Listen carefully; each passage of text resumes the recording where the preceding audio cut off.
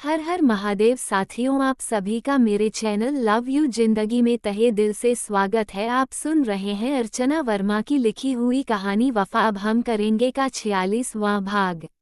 रणविजय ने हॉस्पिटल के फार्मेसी से ही ईशानी की दवाएं ले ली। इस पूरे समय में आदित्य उसके साथ ही था। आदित्य चल। रणविजय हॉस्पिटल से बाहर निकल रहा था, पर आदित्य अभी तक दवा के काउंटर पर ही खड़ा अपनी सोच में डूबा हुआ था। उसे कुछ समझ में ही नहीं आ रहा था कि यह सब क्या हो गया है। वो अपने भाई जैसे दोस्त के लिए खुश तो था, पर अपनी खुशी जाहिर भी नहीं कर पा रहा था। रणविजय वापस उसके पास आया और उसके कंधे पर हाथ रखा। क्या हुआ? ऐसा क्या सोच रहा है कि तुझे मेरी आवाज भी सुनाई नहीं पड़ रही? रणविजय ने पूछा। तुझसे मतलब? मैं कुछ भी सोचूं, तू क्या अपनी सारी बात मुझे बताता है जो मैं तुझे बताऊं? आदित्य ने रूठे रूठे कहा और हॉस्पिटल से बाहर चल दिया। उसकी इस हरकत पर रणविजय मुस्कुरा दिया। वह जान रहा था कि आदित्य उससे नाराज हो चुका है। आदित्य को लग रहा है कि रणविजय ने उससे इतनी बड़ी बात छुपाई है, लेकिन वह आदित्य को कैसे बताता? उसे तो खुद इस चीज के बारे में आज पता चला था।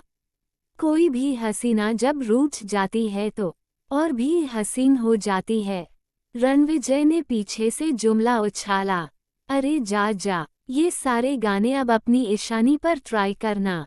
यहाँ तो ये बजना चाहिए था। मेरे दोस्त, किस्सा ये क्या हो गया? सुना है कि तू बेवफा हो गया। आदित्य गाड़ी के पास खड़ी होकर बोला। रणविजय दौड़ता हुआ उसके पीछे आया। मेरे भाई, मेरी बात तो सुन। देख, मैं जानता हूँ और समझता भी हूँ तेरा गुस्सा जायज है। बचपन से लेकर आज तक हमारे बीच कुछ भी प्राइवेट नहीं है। हमने कुछ भी एक दूसरे से नहीं छुपाया, पर मेरी बात भी समझने की कोशिश कर। मुझे खुद आज कन्फर्म पता चला है। रणविजय ने आदित्य का हाथ पकड़कर कहा। मैं तुझसे गुस्सा था, सिर्फ गुस्सा नहीं, बहुत गुस्सा था कि तूने अपने और ईशानी के रिश्ते के बारे में इतना बड़ा सच मुझसे छुपाया। क्या तूने मुझे कबाब की हड्डी समझ रखा था? अरे यार, मैं तो तेरी प्रेम कहानी का सपोर्टिंग हीरो बनने वाला चाहता था, पर तूने तो हमें विलन समझ के किनारे कर दिया। तेरी इतनी बड़ी गलती माफ़ी के लायक तो नहीं थी, पर लेकिन अब नहीं हूँ, क्योंकि लोग रूठे हुए बच्चे को मनाने के लिए एक चॉकलेट देते हैं, पर यहाँ तूने तो ये पूरी की पूरी फैक्ट्री मेरे नाम कर दी है। मेरे भाई, मैं चाचा बनने वाला हूँ। मेरा तो मन यहाँ पर खुशी से नाचने का हो रहा है, लेकिन मैं समझ नहीं पा रहा हूँ कि बिना तेरी बारात में नाचे मैं उसके जन्म पर कैसे नाचूंगा। आदित्य ने कुछ गहरे ढके हुए शब्द में रणविजय को समझाना चाहा, जबकि उसकी यह बात रणविजय पहले से ही जानता और समझता था। मैं तेरी बात समझ रहा हूँ मेरे भाई, लेकिन क्या इस मैटर पर हम घर पर बात करें? रणविजय ने आसपास देखते हुए कहा। आदित्य ने हाँ में सिर हिला दिया। क्या हुआ? तुम दोनों वापस क्यों आ गए?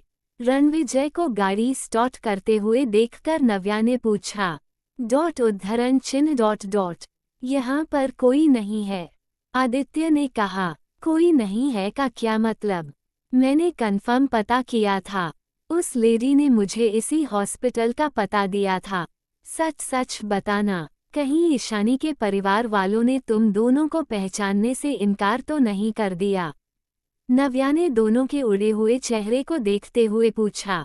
ईशानी के चाचा जी की डेथ हो गई है। नव्या अभी और कुछ बोलती उससे पहले ही रणविजय ने कहा। क्या? पर ऐसा कैसे हो सकता है? नव्या को विश्वास नहीं हो रहा था। उसने बेहद गहरे दुख और अफसोस से रणविजय की तरफ देखा। हाँ, अभी थोड़ी देर पहले उनकी डेथ हो गई है और उनके परिवार वाले उनकी लाश को लेकर अब वापस घर गए हैं। रणविजय ने बताया। हम इधर क्यों जा रहे हैं? रणविजय को गाड़ी को रानावत पैलेस की ओर ले जाते हुए देखकर नव्या ने पूछा। अरे ओ चुड़ैल, वह क्या है ना कि हम तुझे अभी के अभी आहूजा निवास में फेंक कर तो आ नहीं सकते। इसलिए राठौर मेंशन में लेकर जा रहे हैं। आदित्य गुस्से में बोला। वह अभी मन ही मन आगे की बातें सोच रहा था, लेकिन नव्या के बार बार बोलने से उसका कंसंट्रेशन टूट रहा था। क्या? नव्या को हैरानी हुई। वह समझ रही थी कि अब यह ईशानी के घर जाएंगे। इतना हैरान क्यों हो रही है? अगर तेरा मन आहूजा निवास में जाने का हो रहा है तो चल, लगे हाथ हम तो तुझे वहां पहुंचा देते हैं। हमारा बारात और दहेज का खर्चा भी बच जाएगा। क्यों आदित्य? रणविजय ने भी टुकड़ा जोड़ा। पागल हो गए हो क्या तुम दोनों? ऐसी दुखद खबर सुनकर तुम दोनों को अभी भी मजाक सूझ रहा है। ईशानी वहां पर अकेले परेशानी होगी, नव्या सोचकर ही परेशान थी। आदित्य ने अभी कुछ कहने के लिए मुंह खोला ही था कि रणविजय ने उसका हाथ पकड़कर उसे आंखों के इशारे से मना किया और फिर धीरे से कहा, अभी कुछ भी इस डायन को मत बताना, वरना तेरा तो मन हॉस्पिटल में ही नाचने को हो रहा था ना। ये झल्ली लड़की यहाँ कार में ही लड्डू बांटना शुरू कर देगी। रणविजय की बात सुनकर आदित्य मुस्कुरा दिया। अरे ओ टूटे फूटे दिलजले आशिकों, इतना मुस्कुरा क्यों रहे हो? लगता है कि रॉयल राजपूताना में तुम दोनों के दिन पूरे हो गए हैं। सोचना भी मत मुझे खाली हाथ आहूजा निवास पहुंचाने का। इन दोनों को आपस में धीरे धीरे बात करते हुए देखकर नव्या को शक हुआ कि कहीं ये सच में तो मुझे आहूजा निवास ले जाने के लिए तो नहीं सोच रहे हैं। इन दोनों की बात समझकर नव्या भी अपने मूड में आ गई। बिल्कुल नहीं, आखिर अधिराज सिंह राठौर ने जो हमारा सुख चैन लूट हड़प कर, हम लोगों का खून जलाकर इतनी अरबों खरबों की संपत्ति अर्जित की है, वह आखिर किस दिन काम आएगी? आखिर इतनी संपत्ति वो तो किसी संस्था को दान देने से रहे। इन सब चीजों में उनकी चुड़ैल बेटी का भी तो कुछ हक बनता है। तू अपना हिस्सा लेकर ही आहूजा निवास में जाना। आदित्य ने नव्या को चिढ़ाते हुए कहा। सीधे सीधे क्यों नहीं कह रहा कि तेरा अंजलि भाभी से मिलने का मन हो रहा है? क्यों मेरे कंधे पर रखकर बंदूक चलाता है? और रणविजय भाई, तुम्हारी तो इतनी मदद करती हूँ, पर तुम भी इसी का साथ दे रहे हो। ठीक ही कहते हैं लोग, आजकल भलाई का तो जमाना ही ना रहा। बड़ा आया मुझे आहूजा निवास में फेंकने वाला और हिस्सा देने वाला। रख लो तुम दोनों मेरा भी हिस्सा।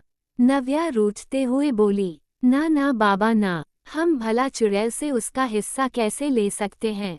हम तो ठहरे साधारण इंसान, हम पानी पीते हैं, तेरी तरह किसी का खून नहीं। आदित्य ने कहा। वही तो, क्या पता ये चुड़ैल अपने हिस्से की तलाश में आहूजा निवास में जाने के बाद भी हमारा खून पीने चली आई तो। ना बाबा ना, हम इतना बड़ा रिस्क नहीं ले सकते। तू अपना हिस्सा अपने साथ ही लेकर जाना। रणविजय हंसते हुए बोला। बात मत करना तुम दोनों मुझसे, और करवा लेना एक भी काम। जब देखो काम होता है तो मुंह उठाकर चले आते हो। बहना रानी मेरा एक काम कर दो। नव्या उन दोनों की नकल उतारते हुए बोली। हाँ, हमारे क्या, घर के सारे काम तू ही करती है। सारे नौकर छुट्टी पर जो चले गए हैं। रणविजय बोला। अरे छुट्टी पर नहीं गए हैं रणविजय, बल्कि अधिराज सिंह राठौर ने सबको परमानेंट छुट्टी दे दी है, क्योंकि उन्हें अपनी बेटी के लिए दहेज जो जोड़ना है। आदित्य ने रणविजय को हाई फाई दिया। ये दोनों नव्या को ट्रैक से भटकाना चाहते थे, वरना ये दोनों अच्छी तरह से जानते थे कि नव्या इन दोनों के मुंह से बात उगलवाने में माहिर हैं। और अगर नव्या को थोड़ी सी भी ईशानी की दवाइयों के बारे में भी भनक लग जाती तो फिर उससे कुछ भी छुपाना पॉसिबल नहीं होता, और नव्या के जानने का मतलब था कि इस बात का ढिंढोरा पीट जाता। नाम तो अंकल और डैड का तुम दोनों इस तरह से लेते हो कि जैसे वह तुम्हारे बाप नहीं, तुम दोनों उनके बाप हो। चलो घर पर बताती हूँ तुम दोनों को। नव्या ने अपना चेहरा खिड़की की ओर घुमा दिया। लो नाम लिया शैतान हाजिर। नव्या की बात पर ही रणविजय का फोन एक बार फिर से बज पड़ा, और फिर इस बार रणधीर सिंह रानावत का ही फोन था। उठा ले, हो सकता कोई इमरजेंसी हो। आदित्य ने कहा, इमरजेंसी तो अपनी जिंदगी में लग रखी है भाई, इनकी क्या इमरजेंसी हो सकती है। अब तो घर पहुंच ही गए हैं, पर तू शाम को मुझसे मिलने घर पर आना, उसके बाद सोचते हैं कि क्या करना है। रणविजय ने आदित्य और नव्या को राठौर मैंशन के सामने ड्रॉप करते हुए कहा।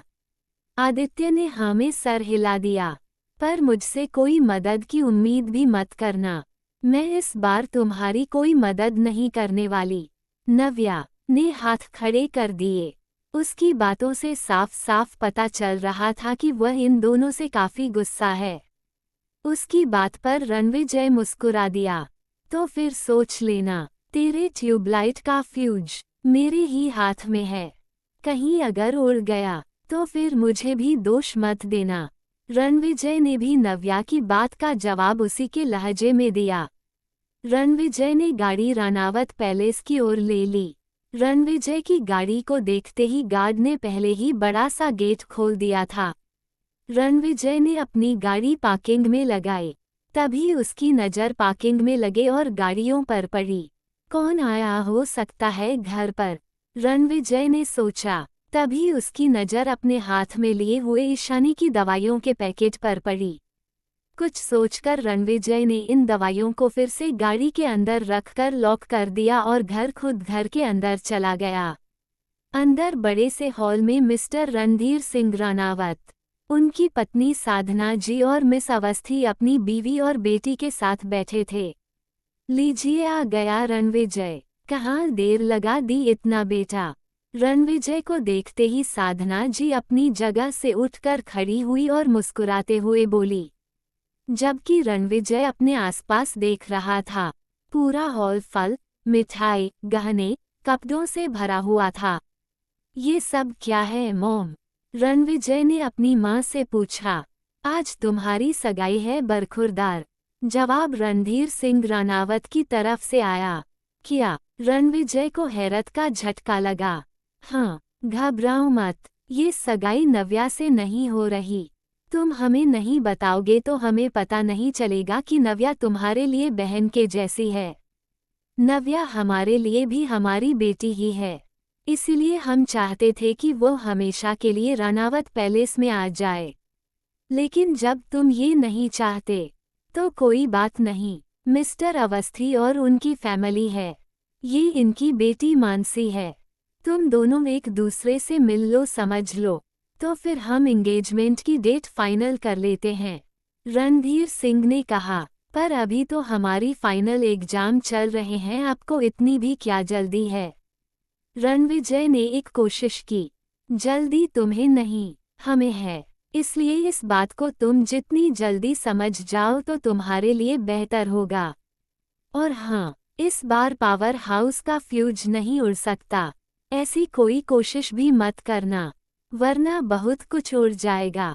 रणधीर सिंह रानावत ने रणविजय का कंधा थपथपाते हुए कहा। उनकी बातों से साफ पता चल रहा था कि वह रणविजय का फैसला सुनने के मूड में बिल्कुल नहीं थे, बल्कि उन्होंने साफ साफ अपना फैसला रणविजय के ऊपर थोप दिया है। आप ऐसा मेरे साथ नहीं कर सकते। गुस्से में रणविजय ने अपनी आंखें बंद कर ली। अब क्या करेगा रणविजय, अपने पिता के आगे घुटने टेक देगा या फिर वफा की एक नई दास्तान लिखेगा उसे वफा से, वफा की एक नई दास्तान अब हम लिखेंगे वफा, अब हम करेंगे आगे की दास्तान। सुनने के लिए वीडियो को लाइक और चैनल को सब्सक्राइब करना मत भूलिएगा। खुश रहिए, स्वस्थ रहिए, हंसाते रहिए, मुस्कुराते रहिए, मस्त रहिए और यही यूट्यूब पर मिलते रहेंगे। मिलते हैं अगले भाग के साथ। हर हर महादेव।